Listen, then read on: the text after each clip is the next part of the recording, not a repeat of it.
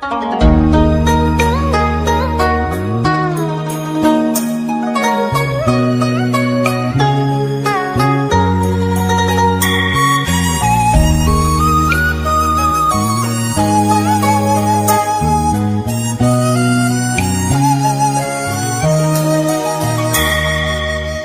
tình mình ngày nào đã hết khi anh mang giấc mơ xa vời, để em cô đơn nỗi sầu nhìn yêu thương kia phai màu. Anh ra đi trái tim em mang buồn đau.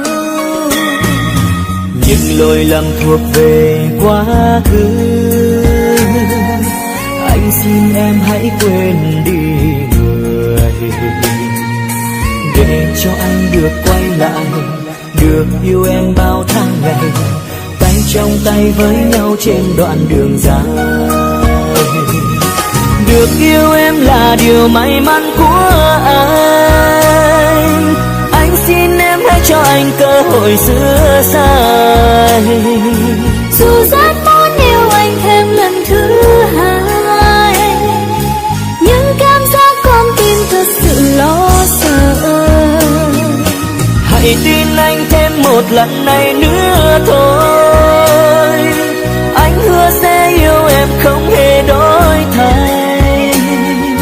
Lời hứa đó không cần anh phải hứa đâu, nếu có thế em mong anh hãy chứng minh.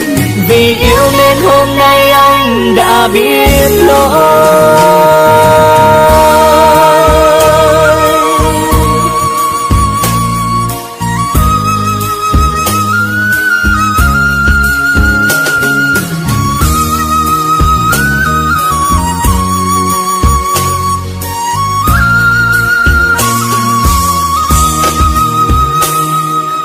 Những lỗi lầm thuộc về quá khứ,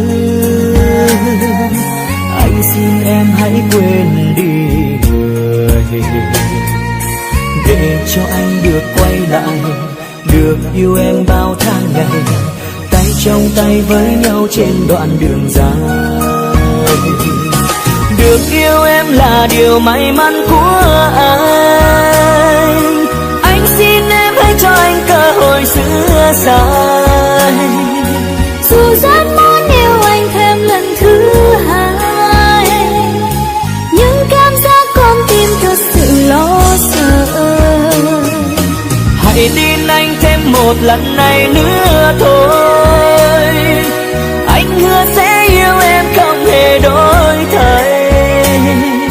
Lời hứa đó không cần anh phải hứa đâu, nếu có thế em mong anh hãy chứng minh.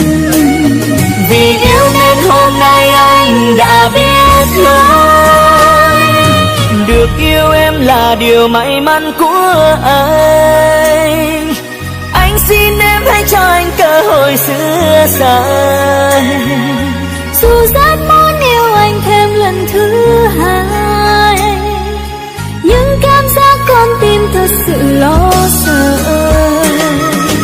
Hãy tin anh thêm một lần này